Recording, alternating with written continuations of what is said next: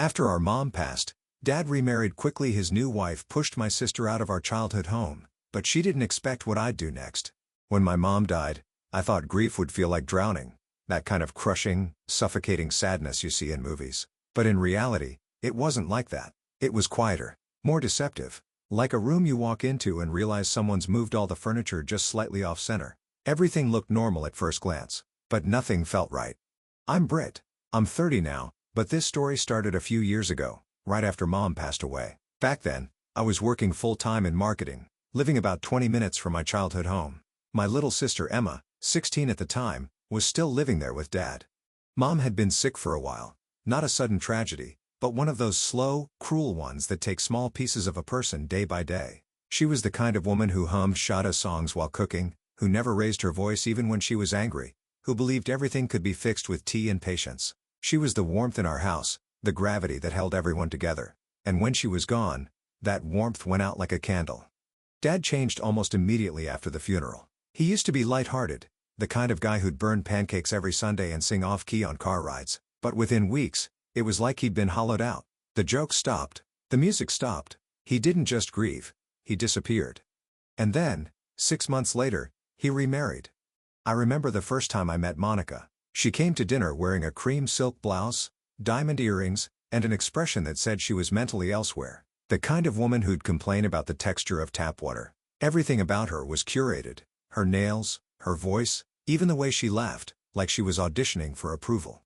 Dad introduced her with that proud, boyish grin I hadn't seen in months. "Girls, this is Monica," he said, his arm around her waist. I wanted to be supportive. I really did. But something about her made my stomach tighten. Not because she was new, but because she looked at our home like it was a project she wanted to fix. Mom's house had always been cozy and a little cluttered, filled with mismatched pillows, faded family photos, and the faint smell of lavender candles. Monica took one look around and said, "Oh, how quaint." That word stuck in my brain like a splinter. Quaint. Like our memories were old wallpaper she couldn't wait to rip off. Over the next few weeks, I watched Monica slowly erase Mom from the house, one item at a time. First, it was small things. The floral mug Mom used every morning disappeared from the kitchen. Then the hand-sewn quilt she'd made when Emma was born vanished from the couch. When I asked about them, Monica smiled sweetly and said, "Oh, those old things? I thought they'd be better off packed away." By packed away, she meant stuffed into boxes and shoved into Emma's closet, like Mom's life was clutter. Dad didn't object. He just shrugged and said, "She's trying to make the house feel new again." Emma tried to stay out of the way, but I could tell she was struggling. She'd send me texts late at night. She moved Mom's photo from the hallway again. They repainted the kitchen. The yellow's gone. It's like she's trying to delete her. Every message felt like a small alarm bell, and I hated that I couldn't do more than just text back, "Hang in there. I'll talk to Dad." But when I did talk to him, he brushed it off. "Monica just wants a fresh start," he'd say. "A fresh start doesn't mean erasing the past," I told him once. He looked at me like I was speaking a language he didn't understand. Then came the night that changed everything. It was a Sunday dinner, the first time Dad and Monica invited both of us to eat as a family. The table was perfectly set. The food looked like something out of a cooking show, and Monica kept calling me sweetheart in a tone that made it sound like an insult. Halfway through the meal, she stood up, holding a small envelope, and smiled at Dad. "Do you want to tell them?" she said. Dad grinned. "We're pregnant," he announced. "Twins." The room went silent for a moment. Then Monica laughed and held up the ultrasound photo like a prize. Dad looked proud, radiant even. And Emma, my sweet, quiet little sister, looked like she'd been punched in the stomach. I reached for her hand under the table, but she pulled it away. She stared down at her plate and didn't say another word for the rest of dinner. That night, she texted me again. She told me I'm not part of this new family. I wanted to drive over there right then and tear into both of them, but I was too stunned, too heartbroken that Dad had let it get that far. Things got worse after that. Emma said Monica started leaving hints, like printing nursery design ideas and spreading them on the kitchen table. One day, Emma came home from school and found her boxes stacked in the hallway. "What's this?" she asked. Monica had smiled, hand resting on her belly. "Oh, just seeing how much space we'll need for the twins' nursery. You don't mind sharing a room with storage, do you?" Emma said nothing, but that night, she cried so hard she threw up. When she told me, I drove straight to the house. Dad wasn't home, but Monica was. I told her flat out to stop treating my sister like an intruder. She gave me that calm, plastic smile again and said, "You don't understand what it's like, Brit. I need peace in my home. Emma's presence just complicates things. Her presence? I snapped. She's your husband's daughter, not a piece of furniture you get to move around. She didn't flinch. I'm carrying his future, she said coolly. Maybe you should think about yours. That line stuck with me. The arrogance of it. The way she made motherhood sound like a weapon. I tried to warn Dad again, but he didn't want to hear it. She's hormonal, he said, as if that excused everything. Don't stir the pot, Britt. It'll pass. Except it didn't. Monica didn't just want space. She wanted ownership. Of the house. Of Dad. Of every inch of control my mom used to have. And then one night, she finally went too far. It was a quiet Saturday. Emma had the house to herself. She spent the day sketching in her journal, reading, and listening to the rain. Dad and Monica were supposed to be out of town visiting her sister. At 9 p.m., my phone rang. It was Emma. She was sobbing so hard she could barely breathe. She kicked me out, she said between gasps. About what? Who? Monica. She told me to pack and get out. Said there's no room for me anymore. Dad just stood there. I was already grabbing my keys. Where are you? At Aunt Jenna's. She picked me up. By the time I got to my aunt's, Emma was sitting on the porch with a duffel bag and a box of Mom's things, the only stuff Monica hadn't touched yet. She looked exhausted, like she'd aged overnight. I hugged her, and she just broke. She said I'm not a priority, that I need to go so she can nest in peace. And Dad, he just said maybe it's for the best. Something in me snapped then. It wasn't just anger. It was the realization that the man who used to tuck us in and tell bad jokes was now standing silently while someone exiled his own child. That night, I made a decision. If Monica wanted space, I'd give her all the space she needed, outside of that house. I barely slept that night. I kept pacing around my apartment, staring at my phone, at the photos of Mom on my bookshelf. Every time I tried to close my eyes, I saw Emma, 16, shaking on Aunt Jenna's porch with a duffel bag, and that look of humiliation on her face. By 6 a.m., I was done pretending to calm down. I drove straight to the house. When I pulled into the driveway, the morning light hit it in a way that made my chest ache. It was Mom's dream house, the one she and Dad saved for years to buy. She used to plant tulips by the mailbox every spring. Now, the flower bed was full of gravel and fake succulents. The front door wasn't even locked. Of course it wasn't. Monica never worried about safety. She assumed everything belonged to her, including security. Inside, the air smelled like one of those sterile cleaning sprays that promises fresh linen but just burns your nose. Every sign of our mom, the framed photo of her laughing in the kitchen, the faded painting she loved, was gone. I found Monica in the kitchen, wearing a silk robe, spooning yogurt like she was in a commercial. Well, she said without looking up, look who finally decided to visit. Her voice was calm, too calm, like she'd been expecting me to explode and was disappointed I hadn't yet. I'm here to pack, I said. She smiled, satisfied. Good. You can grab Emma's things. She left a mess in her room. I took a slow step forward. That's not whose things I'm packing. For a second, she froze, spoon midair, mouth slightly open. Then she laughed, the kind of laugh that made my blood run cold. Oh, sweetheart, she said, tilting her head. I get that you're emotional, but let's not play games. You don't have the authority to tell me what to do in my home. I smiled, a calm, deliberate smile. Actually, I said, that's what I came to talk about. I walked past her. Didn't ask, didn't pause, straight into the master bedroom. Her perfume hit me like a wall. Every trace of Mom's presence was gone. Her old dresser, her quilt, even the tiny gold clock she kept by the bed. It was all replaced with glossy white furniture that looked like it belonged in a catalog called Soulless Modern Living. I pulled Monica's suitcase from the closet and dropped it on the bed. Pack light, I said. You won't need much. Her heels clacked behind me. Excuse me. Before I could answer, I heard the garage door creak. Dad's voice floated down the hall. What's going on here? He looked disoriented, hair messy, still in pajamas, and when he saw the suitcase, his face drained of color. What are you doing? She's packing, Monica said, pointing like a tattletale child. She's insane. I turned, my hands trembling but steady in my voice. No, she's leaving. Dad's voice sharpened. You don't get to make that call. I pulled an envelope from my jacket, one I'd found years ago in Mom's safety deposit box. I'd never told anyone about it, because I'd never thought I'd need to. Actually, I said, laying it on the dresser, Mom does. Dad frowned, confused. Monica crossed her arms. What is that? Mom's will, I said. She left this house to me. The silence that followed was heavy enough to crush the air. Dad stared at the envelope like it was a snake. Monica blinked rapidly, like she was trying to compute what I'd just said. That's impossible, she snapped. No, I said quietly. What's impossible is you thinking you can throw my sister out of a house you don't own. Dad reached for the envelope with shaking hands. When he opened it, his shoulders sank. I could see it in his face, the disbelief, the guilt, the shame. Mom had known. Somehow, she had known. Monica's voice broke the silence. You're lying. This is fake. Call the lawyer, I said. He's still in town. His name's at the bottom. She snatched the paper from Dad's hand and scanned it, then froze at the signature. Her perfect pink lip gloss twitched. This doesn't change anything, she said, her voice high-pitched now. I'm pregnant. You can't just evict me. Watch me.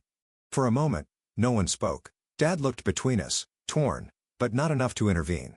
That was the worst part. He just sat there, small, useless, while his wife and his daughter fought over the last thing Mom had left us. Monica packed in silence after that. Not because she accepted it, but because she was planning something. I could see it in the tightness of her jaw. It took her 2 days to move out. 2 long, loud, self-pitying days of crying and slamming doors. She called me names under her breath, cursed me for ruining her marriage. Dad barely looked at me. I think he knew he'd lost every ounce of my respect. When her SUV finally pulled out of the driveway, I stood on the porch with Emma and waved. Monica didn't wave back, but the glare she gave us through her sunglasses said everything. This wasn't over. And she was right. I wish the story ended there, that we could have gone back to painting the walls yellow and eating grilled cheese the way Mom used to make. But revenge doesn't always die quietly. Sometimes it grows roots. 2 weeks after Monica left, weird things started happening. First, the mail. Letters addressed to Mr. and Mrs. Derek and Monica Hayes started showing up again. Credit card bills, online orders, random packages. When I opened one, sue me, I was curious. It was an invoice for a designer baby crib, shipped to our address.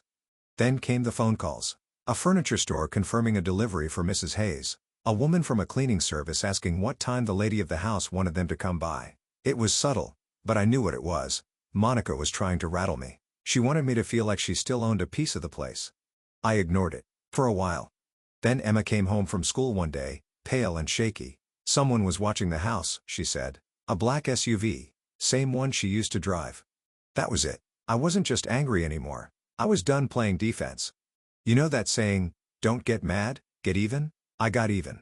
First, I went to the county office and updated every piece of ownership paperwork, title, utilities, security systems, locks, insurance, all in my name.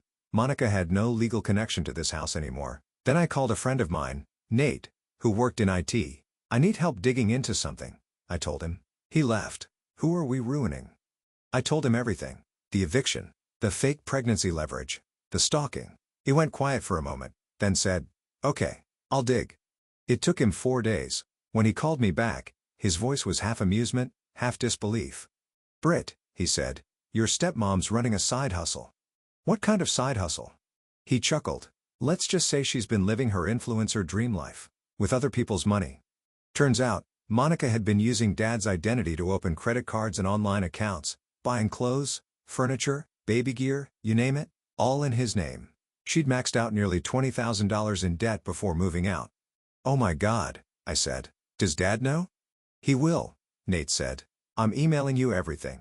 And he did? Receipts, account numbers, screenshots? I could have gone straight to the police. But honestly, that felt too easy.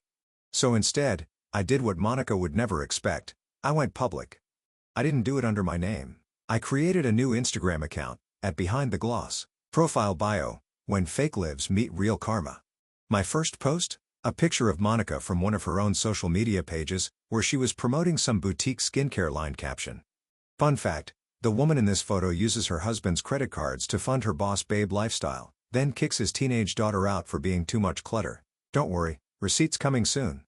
The post blew up overnight. Hundreds of comments. People started digging into her account, comparing dates, noticing inconsistencies, like how her luxury handbags started appearing right after her husband's daughter moved out. Within 3 days, Monica's brand partnerships started dropping her. By the end of the week, she deleted her Instagram entirely.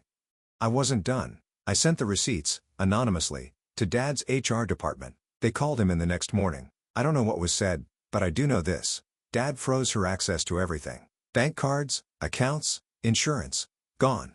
Monica called him, begging, screaming, threatening lawyers. But this time, he didn't protect her. Because now he knew she hadn't just broken our family. She'd broken the law. That was my revenge. Not loud. Not violent. Just surgical. I didn't want her to suffer. I wanted her to lose the power she'd stolen from us. And she did. Completely. After the dust settled, Dad showed up at the house one evening. He stood on the porch for a long time before I opened the door. "I saw the posts," he said quietly. "That was you, wasn't it?" I didn't answer. He sighed. "You didn't have to go that far." I looked him straight in the eye. "No, Dad, you didn't have to let her go that far." He didn't argue. He just nodded, eyes wet, and left.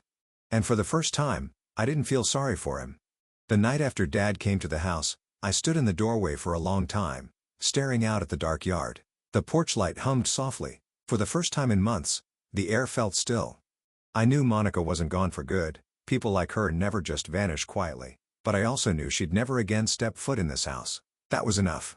Emma was upstairs painting again. I could hear the soft scratch of her brush against canvas. She'd been doing that a lot lately, painting things that reminded her of Mom. The house smelled faintly of acrylic paint and vanilla candles. It didn't smell like bleach anymore. It smelled like home.